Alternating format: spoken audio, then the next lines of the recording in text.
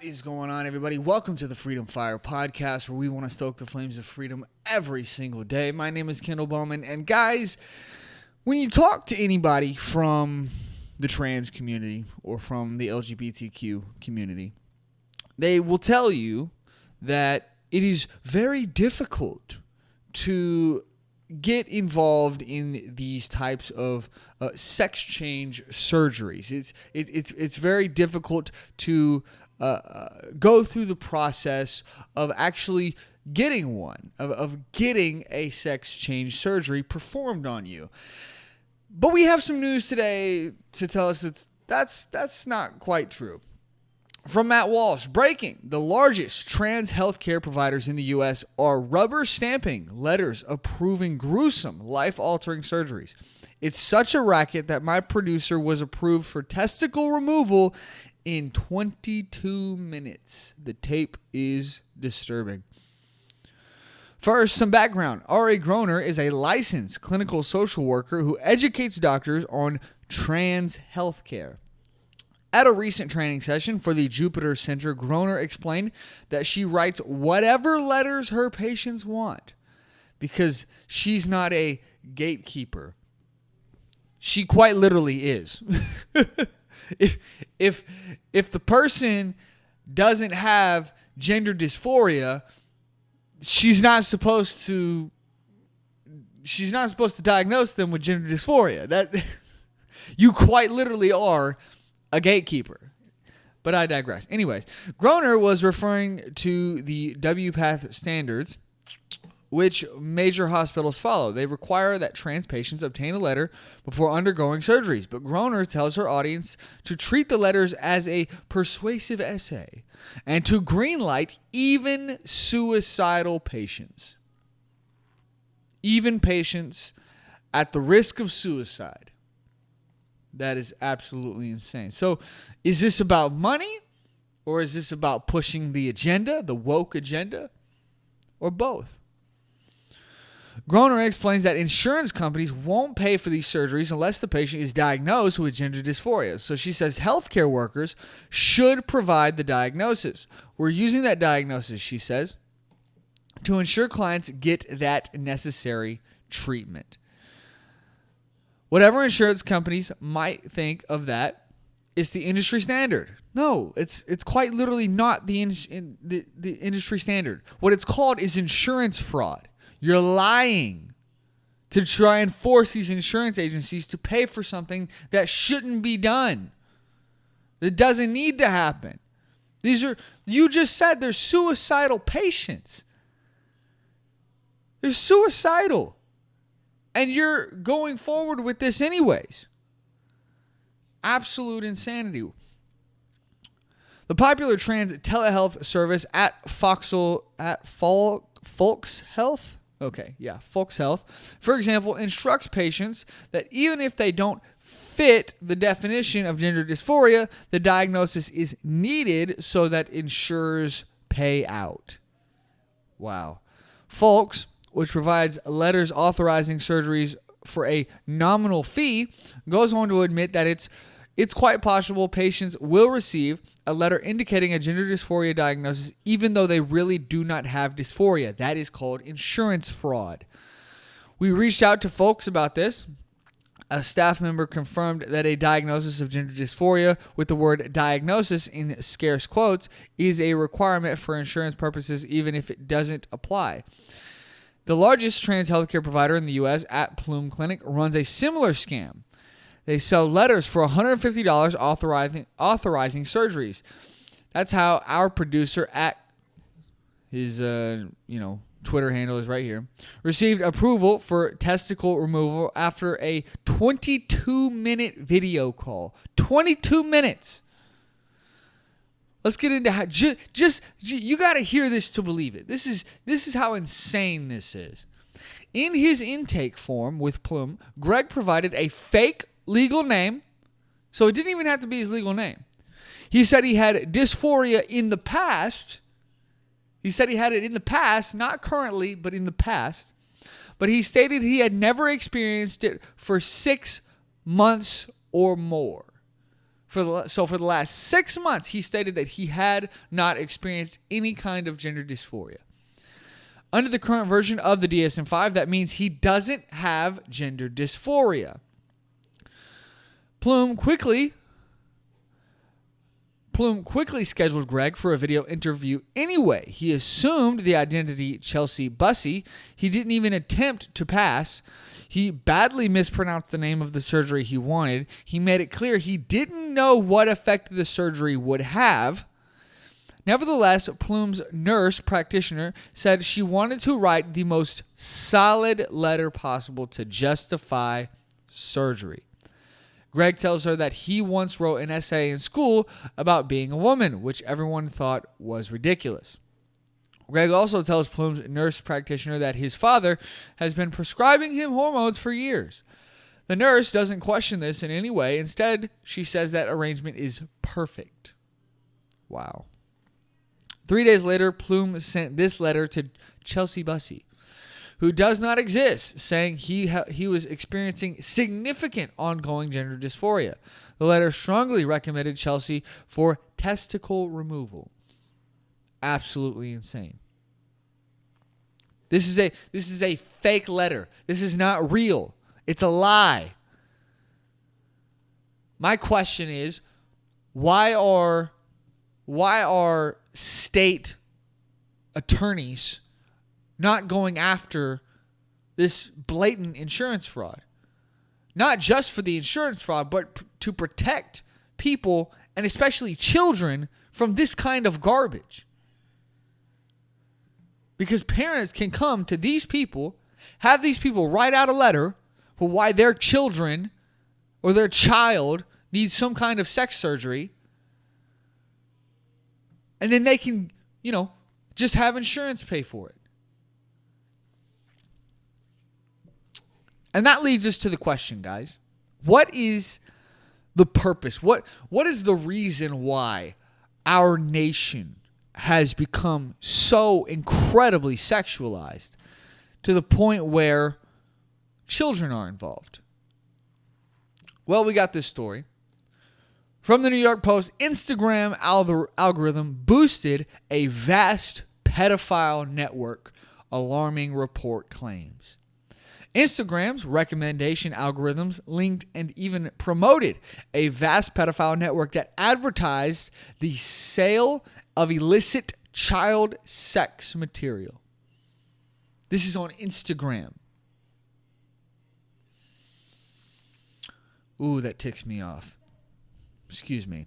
On the platform, according to the findings of an alarming report Wednesday, Instagram allowed users to search by hashtags related to child sex abuse, including graphic terms such as pedo. Yeah, you can see the word there. Preteen. Yeah, you can see the word there. Yeah, you can see the hashtags there. Yeah. This was on Instagram. You do know that there's like 12-year-olds on Instagram, right? Let's continue. The latter, an acronym meaning minors not safe for work. Let's continue. Researchers at Stanford University and the University of Massachusetts Amherst told the Wall Street Journal the hashtags directed users to accounts that purportedly offered to sell pedophilic materials via menus of content, including videos of children harming themselves or committing acts of, and you can see that there. The researchers said some accounts allowed buyers to commission specific acts or arrange meetups, the journal said. Sarah Adams, a Canadian social media influencer and activist who calls out online child exploitation, told the journal she was affected by Instagram's recommendation algorithm. Adams said one of her followers flagged a distressing Instagram account in February called, yeah, you can read that there. I'm trying not to get banned from YouTube. I'm starting to not care because this is absolutely insane. But, we got to continue to be in a position where we can fight these battles on these platforms. So, which had an array of pro-incest memes. The mother of two said she interacted with the page only long enough to report it to Instagram. After the brief interaction, Adams said she learned from concerned followers that Instagram had begun recommending the incest toddlers. Oh boy. Account to users who visited her page. Meta confirmed to the Journal that the incest toddlers account violated its policies. Then why was it still up, and why was it being promoted by your algorithm? Just to give you an idea of how insane this is, conservative content, conservative viewpoints, just conservative opinions on any of the Meta platforms are completely obliterated immediately. Oh, but you can see child porn though. Oh, you can see, you can see pedo stuff, yeah. Really shows you the values and what's going through the minds at the people at Meta. When searched for comment by the post, a spokesperson for Instagram's parent company Meta said it has since restricted the use of thousands of additional search terms and hashtags on Instagram. Sure you have. I think it's hilarious that these people never do anything until they get caught. That's how you know that they're not genuine and that this problem is just going to continue. The spokesperson added that Meta is continuously exploring ways to actively defend against this behavior. Your algorithm was promoting it. What do you mean you're actively trying to explore ways to defend against it? No, you're not. You were actively promoting this content on your platform and has set up internal task force to investigate these claims and immediately address them. Child exploitation is a horrific crime, a Meta spokesperson said in a statement. We work aggressively to fight it on and off our platforms and to support law enforcement in its efforts to arrest and prosecute the criminals behind it. Meta pointed to its extensive enforcement efforts related to child exploitation. The company said it disabled more than 490,000 accounts that violated its child safety policy in January and blocked more than 29,000 devices for policy violations between May 27th and June 2nd. Meta also took down 27 networks that spread abusive content on its platform from 2020 to 2022. The Journal noted that researchers at both Stanford and UMass Amherst discovered large-scale communities promoting criminal sex abuse on Instagram. Absolutely insane. When the researchers set up to test accounts to observe the network, they began receiving suggested for you recommendations to other accounts that purportedly promoted pedophilia or linked to outside websites. Wow. Guys, the question that I asked you before is, what is leading to the sexualization of our society? Yes, but mainly the sexualization of our children here in America. Well, parents, there's a new technology that comes along. It's called iPhones. It's called social media. And parents who aren't paying attention and are not doing their jobs decide to allow their children on to these platforms, allow their kids to have these phones that just blast their child's brains with dopamine all day. And this is what you get. This is what you get. Now, I'm not saying that, if your child gets on social media that they're going to be looking at these things. I'm saying they are more likely to be exposed to this level of sexuality. For example, young women have been known, whenever they go on Instagram, to start to compare themselves to other women that they see on Instagram. women that are in their mid-20s and claim to be models. And it begins to show them or tell them psychoactively that, oh, I need to look like that if society is going to accept me. That's what's cool. That's what everybody wants. I need to look like that. But wait, I don't look like that. That means society's not going to accept me. Oh no, now I've got anxiety. Now I've got depression. Now I want to end my life. There's studies that have been done showing that these platforms have that level of effect on young people, on children, and on teenagers as well, up to 17 years old. Guys, I'm just going to say this. If you are a parent, you need to take, in my opinion, you should just take the smartphones away. I mean, there's just the level of things that your child can see, and the level of people that your child can communicate with without you knowing on an iPhone, it's extreme, guys. How do you think these children get caught up in this kind of abuse? How? It's because they are groomed into it. Why do you think conservatives are so concerned about these sexualized books in schools? It's because of this. We know that these children don't just walk into somewhere, or don't just, you know what I'm saying? They're not just walking into somewhere saying, oh, I'd like to get involved in this abuse. No. These monsters, these pedos, are going out and they are grooming these children, lying to them, grooming them, telling them, it's just modeling. You know, everyone does it. You know, it's widely accepted.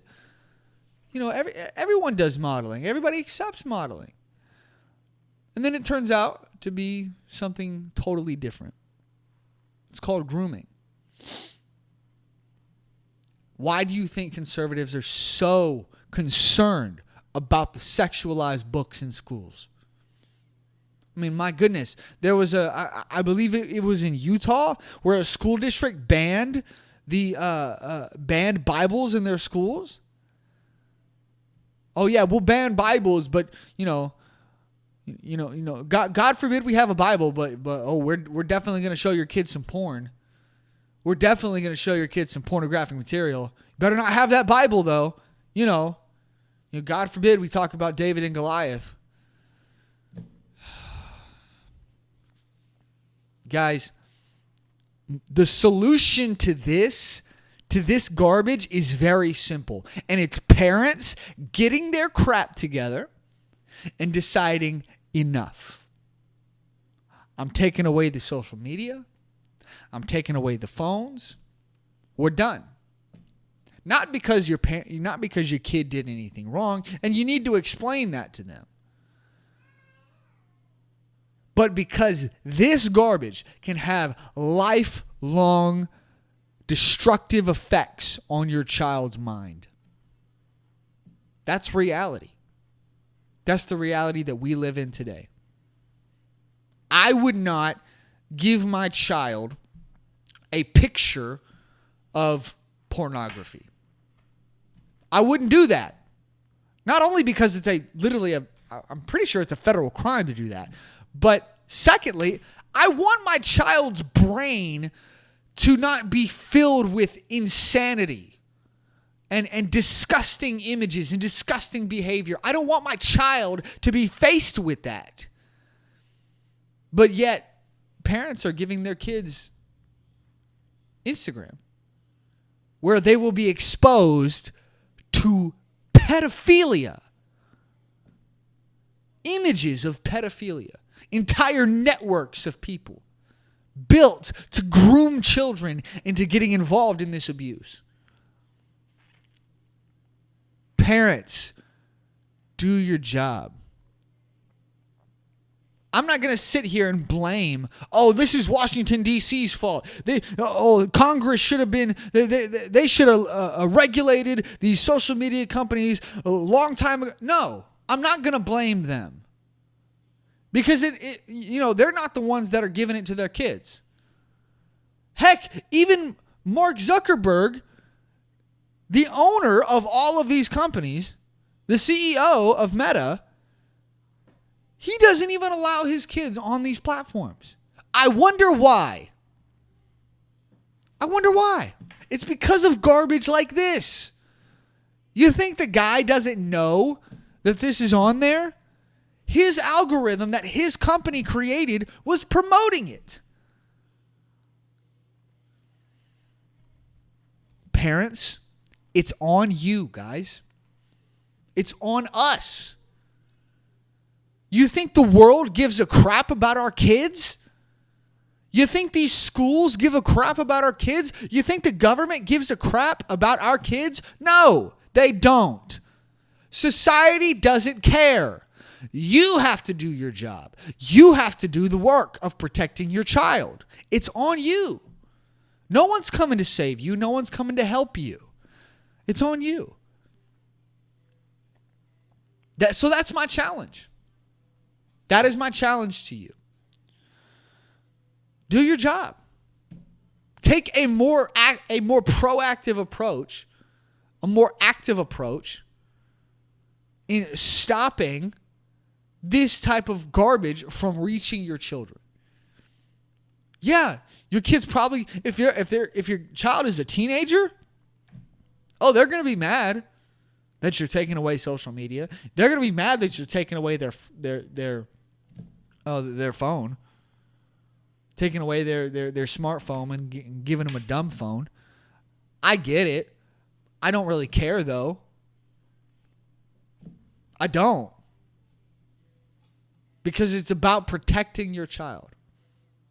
Now, I'm not someone who believes in helicopter parenting. You know what I'm saying? I don't think that you should, attempt to, bubble wrap your kid and never allow them to ever face anything difficult at all in life. That's not what I'm saying. What I'm saying is that there are certain things in reality, in life, that you should try your best to protect your kids from. Bullying, it's going to happen. It's going to happen. Someone's going to bully your kid. Somebody's going to call your kid bad names. There's always going to be jerks in life. There's just not really anything you can do about that. So, bullying is just one of those things that your kids are going to have to grow, they're going to grow up with it. They're going to have to learn how to deal with it. And, hopefully you're there to teach them how to deal with it in the best way possible. Okay? So, you can't protect your kid from everything, but there are certain things in life that you should absolutely be protecting your child from. 100%. And this is one of them. And in my opinion, the best way to do that, really the only way to do that, because there's no way. If your child is on Instagram, there's no real way to keep them from seeing things like this. So the only real way to protect them from this garbage on Instagram is to not allow them to have Instagram. It's that simple. And there's too many soft parents out there today who are so afraid of conflict with their child. It's a child. You're the adult. You're the parent. Do better. Like strap your cajones back on and take the phone away. Who cares if they get mad? Yeah, they're gonna throw their little temper tantrum. You're gonna tell them to suck it up. They will eventually suck it up and they'll move on and they'll learn how to do other things to entertain themselves other than blasting their brain with dopamine on a phone all day. Guys, parents, we have to do better. We have to do better, guys. Because this is the type of garbage that our kids are being exposed to. We cannot allow this to continue. Now, absolutely, do I think that we should be pushing for regulation on these types of things? Do I think that we should be pressuring these platforms to get rid of this garbage and to never allow this to happen again? Absolutely. Sure. But it starts with you. The protection of your children starts with you. And you have to stay vigilant. You have to stay vigilant, guys. All right, I'm going to leave it there. I will have another story coming for you guys on Monday. Thank you guys so much for watching. Make sure you hit that like button, subscribe, leave a comment down in the comment section, and share the show with your friends. Really helps us out in the YouTube and the Rumble algorithms. Make sure you follow me on all the socials down in the description and hit that notification bell on YouTube and Rumble so that you can be notified whenever we put out new videos. Thank you guys so much for watching once again, and I will see you guys in the next one. Bye, guys.